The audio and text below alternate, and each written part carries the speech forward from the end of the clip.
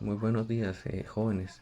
Espero que lo estén pasando muy bien y que estén aprovechando este tiempo libre en sus casas con, con todo el orden y aseo que puedan tener para evitar un mayor contagio, ¿verdad?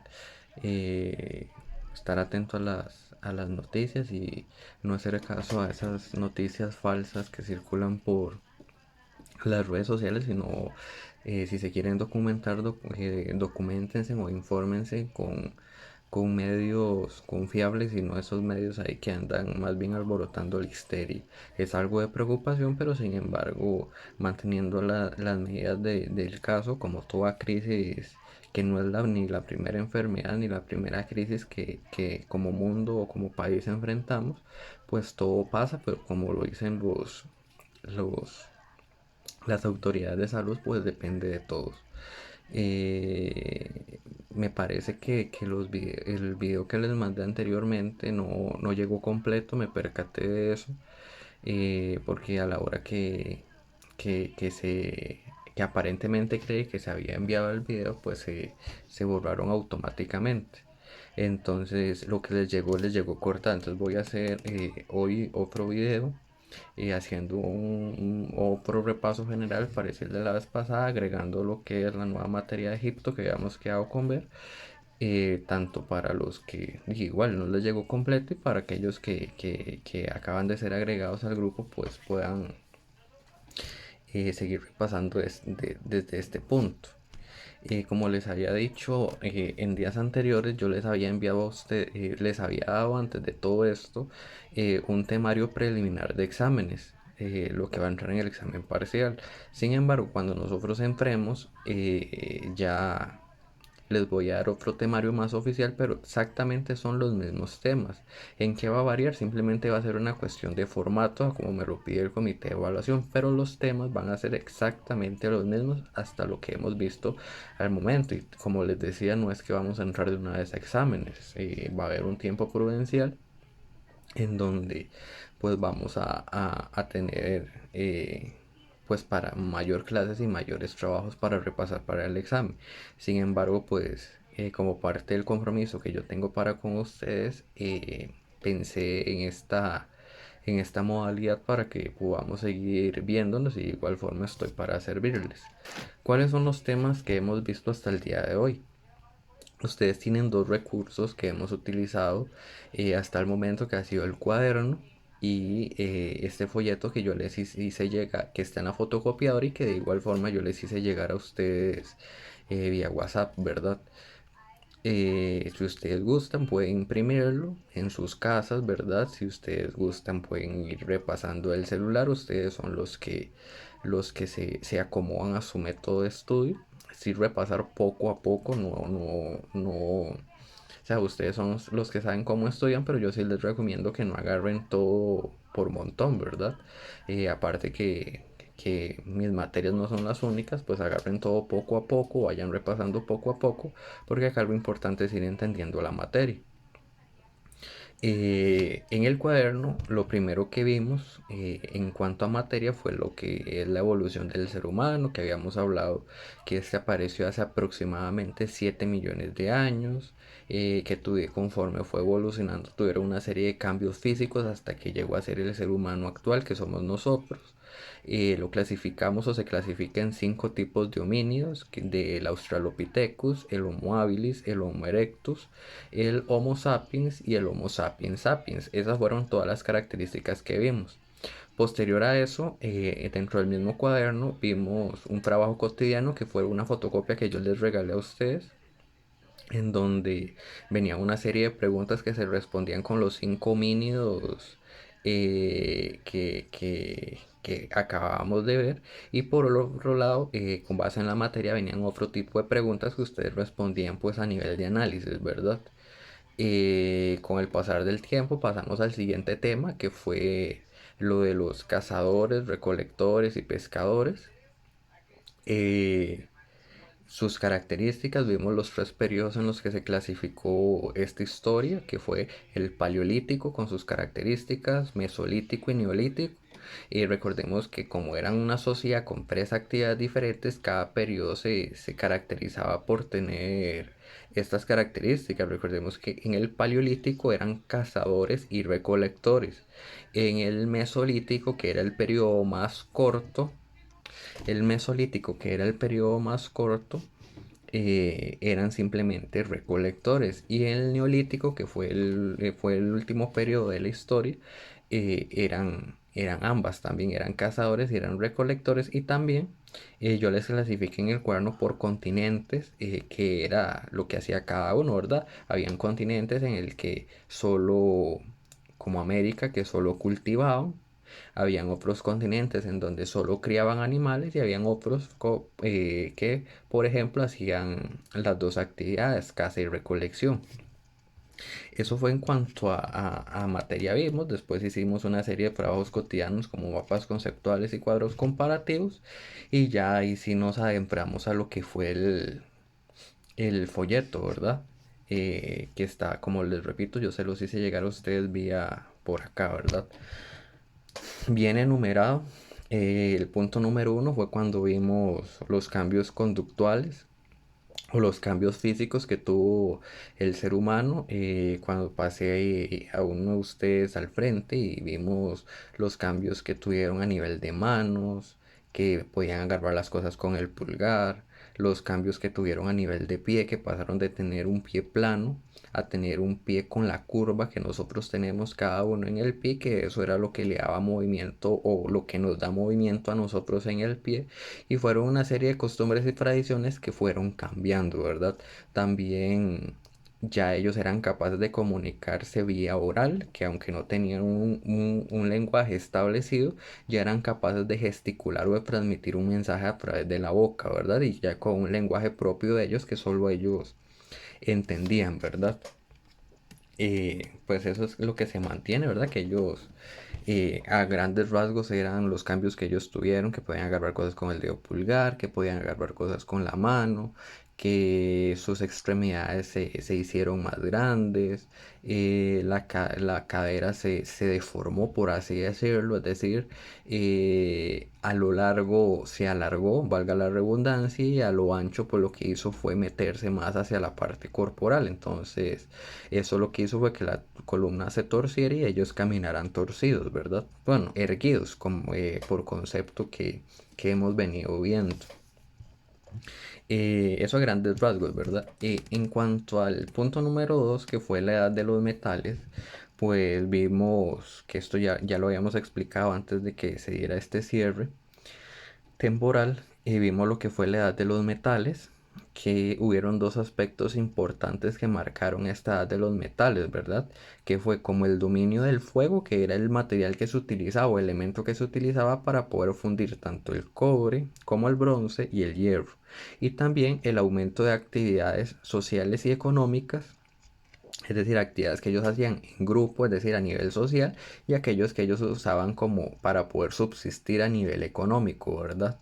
De los tres elementos que yo les voy a mencionar a continuación, ellos pudieron realizar tres tipos de objetos. Realizaban con estos minerales armas, herramientas para el uso diario, o sea, para trabajar, y joyería. Se clasifica el periodo en tres periodos, o tres edades, desde el metal más débil hasta el más resistente. No quiere decir que no sea importante el más débil, sin embargo en la época pues pues era el más fuerte porque era el único, pero conforme va pasando la historia pues los metales se van haciendo más fuertes. Empezamos con la edad del cobre, que se utilizó hace aproximadamente 4.000 años antes de Cristo, perdón. Recordemos que el cobre es aquel material que está, o sea, es el alambre que está dentro de los cables. Con este cobre ellos hacían puñales y puntas para las flechas, es decir, armas punzocortantes para poderse defender. Y para esta época ellos tenían objetos ornamentales, es decir, ellos ya contaban, aparte del cobre, ellos contaban con metales, con elementos o objetos para poder construir, fuera una casa, una cabaña, un edificio, lo que ellos necesitaran en el momento, no tenían que buscarlo, sino que la misma naturaleza se encargaba de dárselos. Y desde luego, como les decía al inicio, para poderlo fundir se necesitaba fuego, y no solo el fuego como tal, sino un fuego con alta temperatura para que éste pudiera fundirse. Después tenemos lo que es la edad del bronce, que esta se utilizó hace aproximadamente entre el año 3000 a.C. y el 1200 a.C. A diferencia del cobre, el bronce se forma a partir de la unión de dos elementos, del cobre como tal y del estaño. O sea, son los dos elementos importantes acá con los que el bronce se arma y que al tener un elemento más fuerte, el bronce se convierte en un elemento más resistente y lo que hace es sustituir al cobre, ¿verdad? Como el elemento más fuerte del momento, ¿verdad? Con este bronce se utilizaban o se hacían herramientas y armas, y también todas aquellas armas que fueron enterradas o que fueron heredadas durante la edad del cobre, en la edad del bronce se agarraron y se terminaron de utilizar, es decir, se reciclaron. Entonces, ¿qué quiero decir con esto? Que durante la edad del bronce los que vivieron en esta época aprendieron a reutilizar lo de edades anteriores. O sea, todo lo que ellos iban adquiriendo, lo que iban comprando al momento que iban, tal vez hacían un agujero o hacían algún estudio arqueológico y ellos encontraban, en lugar de ponerlo en un museo de exposición, ellos lo agarraban y que junto con sus armas que ellos hacían con el bronce, pues las reciclaban y las utilizaban también.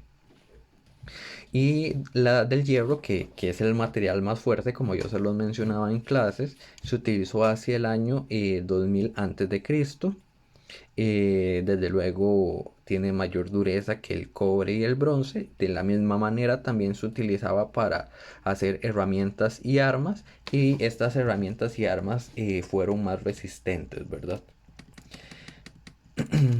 Dentro ya hablando a nivel general de los tres metales, como les decía anteriormente, estos metales sirvieron para hacer tres elementos o tres objetos como las joyerías, las herramientas y las armas. Sin embargo, no todos los pueblos tenían minas, ¿verdad? Porque sabemos de que todos estos minerales en la época se extraían de minas y no todos los pueblos la tenían. Entonces, ¿qué era lo que pasaba? Aquellos pueblos que quizá eran más fuertes, lo que hacían era que iban a estos pueblos que tenían minas, que quizá eran los más débiles, los invadían, los dominaban y prácticamente tomaban por la fuerza estas minas para poder extraer estos minerales. Entonces, ¿qué es lo que pasa acá? Estos pueblos intentaron dominar a estas regiones que tenían las minas.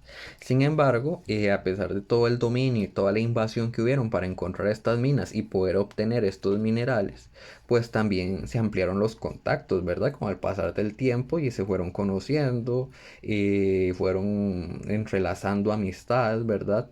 Ya no eran pueblos separados, sino que ya era uno más de la familia, por así decirlo, y esto mejoró esos contactos, ¿verdad?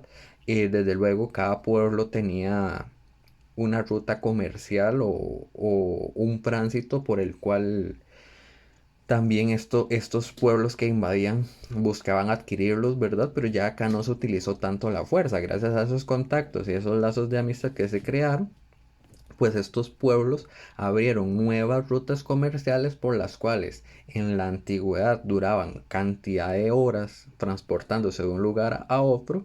Con estas nuevas amistades y la aparición de la edad de los metales, se abrieron nuevas rutas comerciales que permitieron el tránsito de un pueblo a otro en una menor cantidad de tiempo. O sea, facilitó también que los pueblos abrieran sus carreteras a otros pueblos para que se puedan transitar en una menor cantidad de tiempo y que también eso llevara a relacionarse con más y más y más pueblos hasta convertirse en, pues, todo un negocio, ¿verdad? Por así decirlo. También tenemos que gracias al trabajo de los metales aparecieron dos tipos de trabajo, que fueron los guerreros y los comerciantes. Los guerreros pues eran los que extraían los minerales de las minas, eran los que creaban los productos, y los comerciantes eran aquellos que se encargaban de comercializar o intercambiar los productos. Entonces, guerreros extraían y hacían los minerales y comerciantes los que intercambiaban estos productos sí, los comercializaba. No existía la venta con dinero, sino que acá todo era por intercambio, ¿verdad? Si usted tenía algo que a mí me servía, pues yo se lo cambiaba por algún tipo de joya, algún tipo de herramienta o alguna arma, ¿verdad? ¿Cómo se transportaba entonces? Que ya hemos hablado de que se extraía y todo lo demás, pero ¿cómo lo transportaban de un lugar a otro? Como se los comentaba a clase, ellos utilizaban una rueda grande, pensemos en una rueda de como una carreta. Ellos la hacían girar como ruleta entre una o dos personas y ese mismo giro le iba dando movimiento a la carreta que estaba amarrada a esta rueda para poderlo transportar. Es decir, acá no habían caballos, no habían burros, no habían carros, sino simplemente una rueda era la que se encargaba con dos personas que la giraban de darle transporte a este tipo de materiales para que pudieran llegar de un lugar a otro. Eso en cuanto a la edad de los metales. Ahora vamos con lo que es la parte de Egipto y Mesopotamia. Vamos a empezar con Mesopotamia. Como lo vimos en el video que vimos en clase, Mesopotamia se define como una tierra entre dos ríos. O sea, es decir, cualquier... ¿por qué se definía como... ¿por qué tierra entre dos ríos? Porque Mesopotamia era una tierra alejada que estaba atravesada por estos dos ríos, que ya vamos a decir cómo se llamaban, y toda aquella tierra que estuviera atravesada entre esos dos ríos le vamos a llamar Mesopotamia. Dentro de los antecedentes podemos decir que Mesopotamia dio paso a, como fue la primera civilización, dio paso a la aparición de más civilizaciones. Como les decía anteriormente, se define como una tierra atravesada por dos ríos. ¿Cuáles son estos dos ríos o cómo se llaman estos dos ríos? Tigris y Éufrates. Estos eran los dos ríos, Tigris y Éufrates, que rodeaban o atravesaban Mesopotamia como tal. Gracias a estos ríos, Tigris y Éufrates, pues permitió el paso a la agricultura porque ellos lo hacían a través del riego, ¿verdad? Con el agua que atravesaba estos ríos, era que le permitía a los mesopotámicos o a estos pueblos de Mesopotamia poder alimentar la agricultura. La ubicación de Mesopotamia fue en el continente africano. De hecho, podemos decir que actualmente ya no es Mesopotamia, sino que el país en donde fue Mesopotamia en la antigüedad, podemos decir que hoy es Irak. Entonces, ya Mesopotamia no es como tal, ya hoy en día es Irak y se ubicó y se continúa ubicando en la gran parte del continente africano. Como primera civilización, sabemos que Mesopotamia fue la primera civilización, aunque era un solo poblado, cada uno tenía como sus ciudadelas, ¿verdad? Como sus ciudades totalmente separadas, eran las mismas tradiciones, era la misma Mesopotamia, pero ellos vivían como en pequeñas urbanizaciones y cada urbanización estaba rodeada por una muralla, es decir, totalmente cerrada. O sea, no había acceso a ella. O sea, podían entrar y salir, pero la muralla se encargaba de tapar toda esa urbanización por urbanización porque vivían juntos, ¿verdad? Como para que me entiendan un poco mejor. Cada urbanización tenía un caserío, tenía un palacio donde ellos iban a orar a los diferentes dioses que ellos adoraban y cada urbanización tenía un sacerdote. Normalmente este sacerdote provenía de la cultura sumeria. ¿Qué se encargan estos sacerdotes? Estos sacerdotes eran como los jefes de cada urbanización de Mesopotamia. ¿De qué se encargaban estos sacerdotes? De dos cuestiones, de la cuestión social, de cómo ellos vivían en sociedad y cómo tenían que comportarse, y de la parte económica, de qué podían intercambiar, qué no podían intercambiar, cómo lo hacían y en qué lugares lo hacían, ¿verdad? Porque el sacerdote se encargaba de controlar toda esta situación. Y a nivel de economía podemos decir que ellos vivieron de la agricultura y la ganadería. En cuanto a la agricultura, vivieron del cultivo de cereales como fue el maíz, el arroz y el trigo, y también vivieron de la ganadería de tres tipos de animales que ya los vamos a ir viendo. También en cuanto a la agricultura, ellos pudieron vivir de lo que es dos cultivos textiles como fue el algodón y el lino, con lo que ellos lo intercambiaban como cultivo como tal o realizaban hilos o telas de este material para intercambiarlo como un producto, ¿verdad? Con lo que ellos podían hacer la ropa para poder sobrevivir. A nivel de comercio, ellos no vendían nada ni regalaban nada como les decía, sino que cada uno tenía algo que otro podía llegar a necesitar. Entonces, si X persona tenía X cantidad de cultivos y yo tenía un animal o tenía cualquier producto que esa persona necesitaba, simplemente lo intercambiábamos.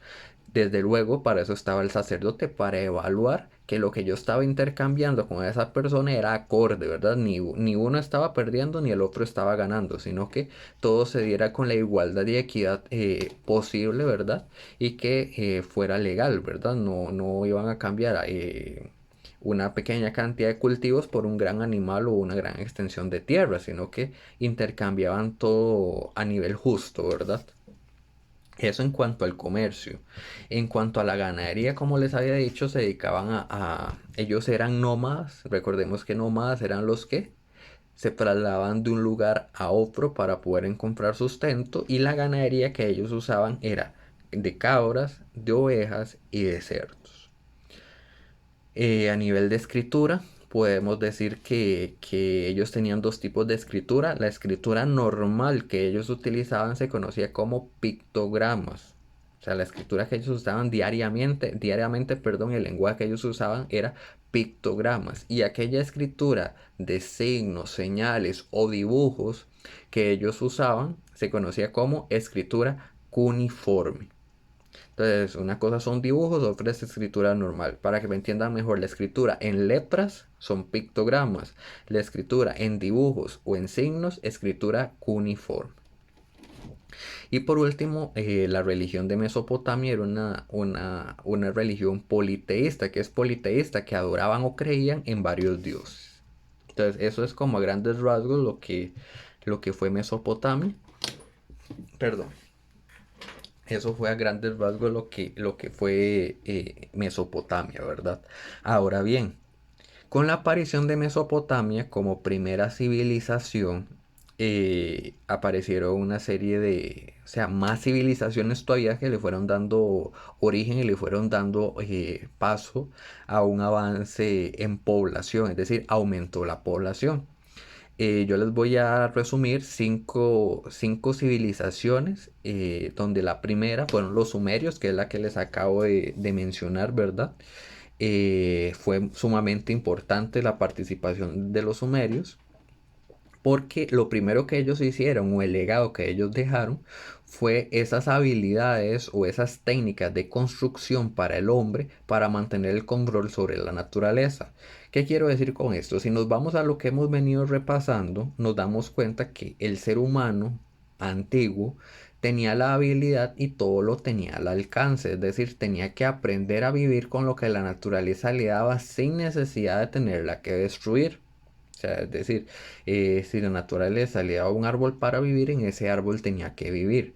Con la aparición de los sumerios, esto se destruyó y fue totalmente contrario. Los sumerios, parte de esas técnicas que ellos daban para construir, le inculcaron al ser humano que si él necesitaba construir una casa, una cabaña, un edificio, un palacio o cualquier tipo de construcción, podían destruir la naturaleza. O sea, parte de las técnicas que ellos le daban era destruir su propia naturaleza. Ya que es donde comenzamos a ver esa gran habilidad que tiene el ser humano de que cuando necesita construir, vemos que cada vez que se quiere construir un condominio, una casa, pues simplemente se talan los árboles y listo. Cosa que no debería ser así, pero para la época en donde no había tanta contaminación y estaba toda esta cuestión del calentamiento global, pues era algo novedoso, ¿verdad? Poder quitar todos los árboles, poder abrir espacio y poder construir lo que ellos necesitaban, ¿verdad?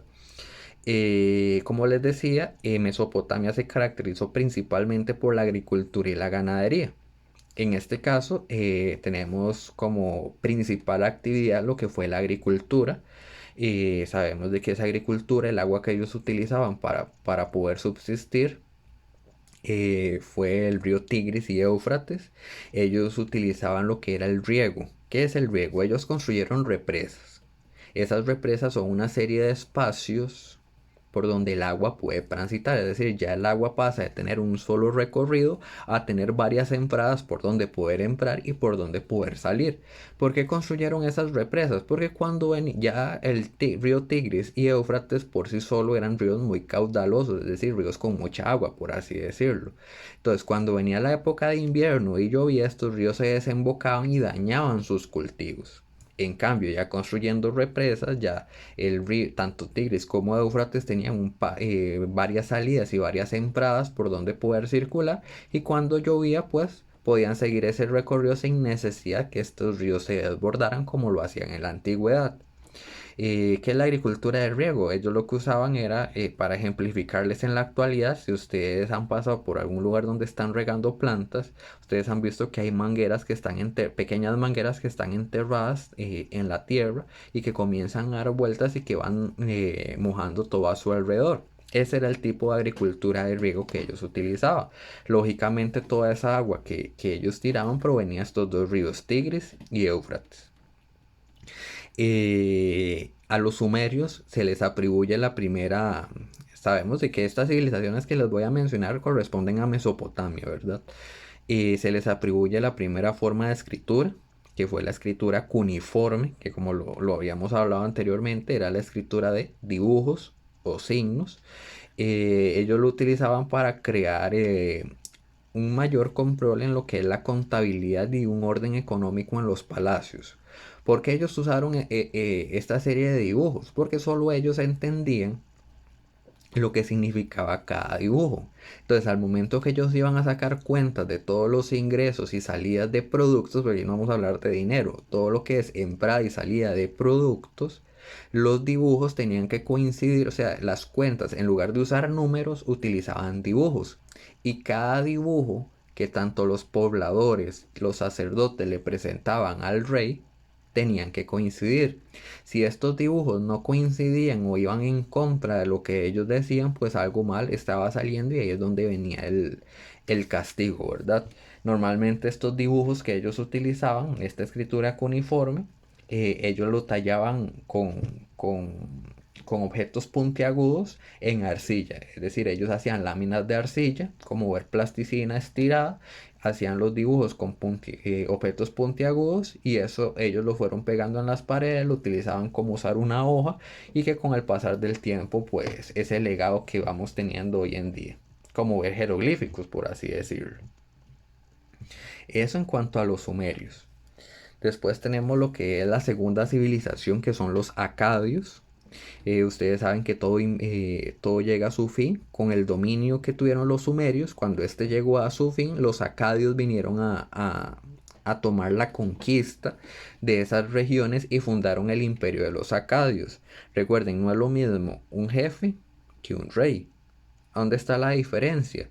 Que cuando hablamos de un palacio, o hablamos de alguna urbanización, o hablamos de Mesopotamia como tal, estamos hablando que ellos le rendían obediencia a un rey. Y ya cuando aparecen los acadios, ya pasa de esa labor de jefe, ya pasa a la construcción de un imperio.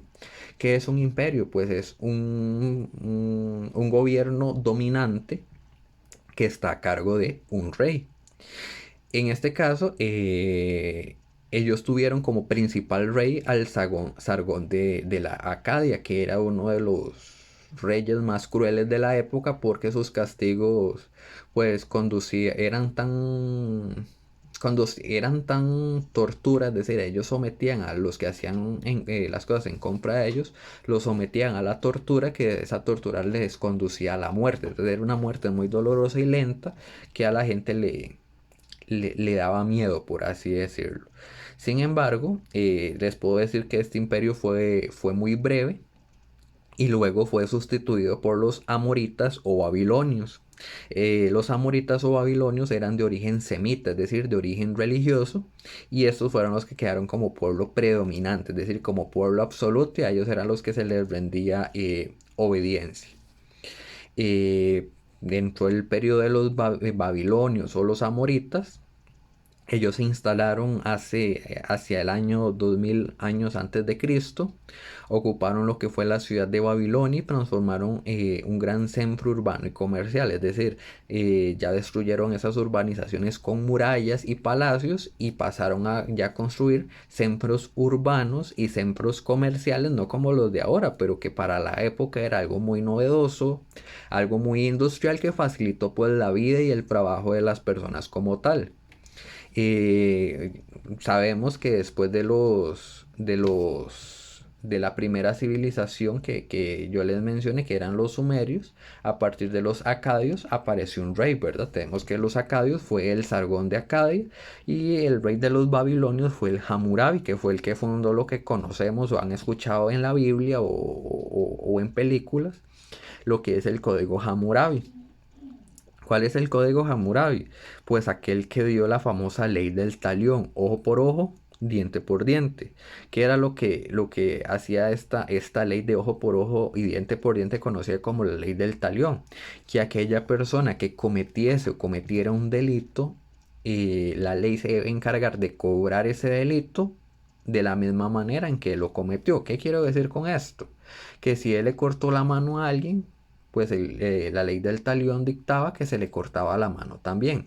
Si mataba a alguien, la ley del talión dictaminaba que se mataba también. Es decir, lo mismo que el delincuente o el ladrón o el ciudadano hacía, de esa misma manera se le cobraba. Si se le robaba, se le cobraba. O sea, no se le robaba también, pero se le cobraba exactamente la misma cantidad de que se había robado. Entonces creo que era una ley que apelaba mucho a la justicia para la época, ¿verdad? Eh, Obviamente tuvo como sucesor otro tipo de leyes, pero sin embargo el Código Hammurabi, la ley del Talió, pues sigue siendo como la más predominante, ¿verdad? Después de los babilonios o acadios vienen los asirios, que estos ya no están gobernados por un rey, sino que ya ellos son un ejército porque tienen una amplia organización militar y eran ávidos en la guerra. ¿Qué significa la palabra ávido? Que eran profesionales en la guerra. Cuando ellos dominaban ciertos territorios, imponían castigos crueles a los enemigos como forma de intimidarlos. Entonces, como ellos eran militares, para ellos era muy fácil intimidar y meterle miedo a la gente. Entonces, cuando ellos llegaban a dominar a una persona, o cuando ellos llegaban a dominar un pueblo, y ese pueblo se rehusaba o no quería seguir sus reglas, ellos agarraban a las personas que no estaban en favor de ellos, las sometían a castigos crueles que muchas veces conducieron a la muerte, para que las personas o las demás personas vieran que ellos iban en serio y que si no se sometían a sus órdenes, pues sencillamente iban a perder la vida o los iban a someter a este tipo de castigos. De igual forma, aquella persona que estuviera en contra de sus reglas lo veían como un enemigo, ¿verdad? Y ellos necesitaban demostrar su poder a través de este tipo de castigos. Ellos desarrollaron su economía a través de la agricultura y pequeños comercios en donde ellos podían intercambiar productos. Ya acá la base económica y social no estaba a cargo de un sacerdote como en el caso de los sumerios, sino que ya estaba a cargo de un emperador, que era como la persona que dictaba las órdenes y a la que se les rendía obediencia. Y era el que imponía los castigos crueles a través de esta organización militar.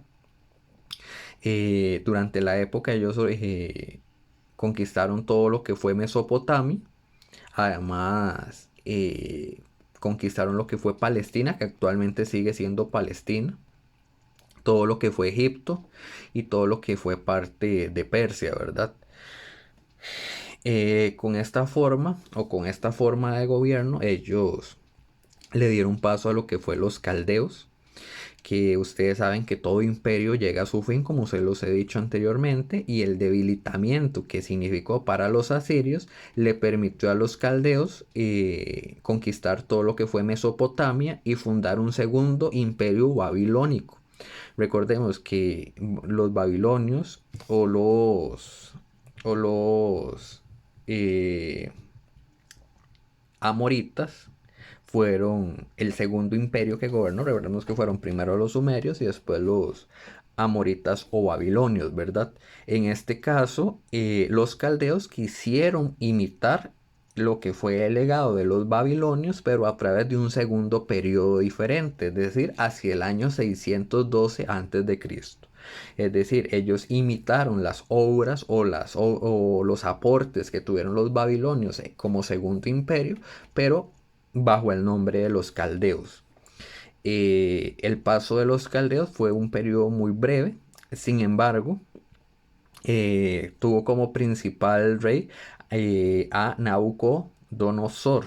repito, al rey Nabucodonosor. Es un personaje que pueden encontrarlo en la Biblia para los que son creyentes.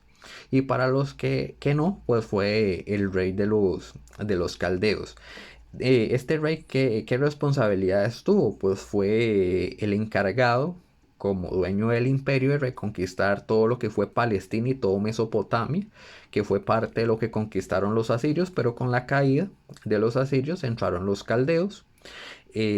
A este rey se le atribuye la construcción de los jardines suspensos de Babilonia, que en aquel entonces era un jardín en el cual la gente caminaba, pero ese camino nunca tenía fin. Es decir, ese bosque o ese jardín nunca llegaba a su fin. Eran caminos y caminos y caminos y caminos, perdón. Por eso es que se le conoce como jardines suspensos de Babilonia, porque era un camino en el cual usted empezaba a caminar, pero nunca iba a terminar. Era como un camino eterno, por así decirlo. Actualmente es considerada una de las maravillas del mundo o uno de los legados del mundo antiguo.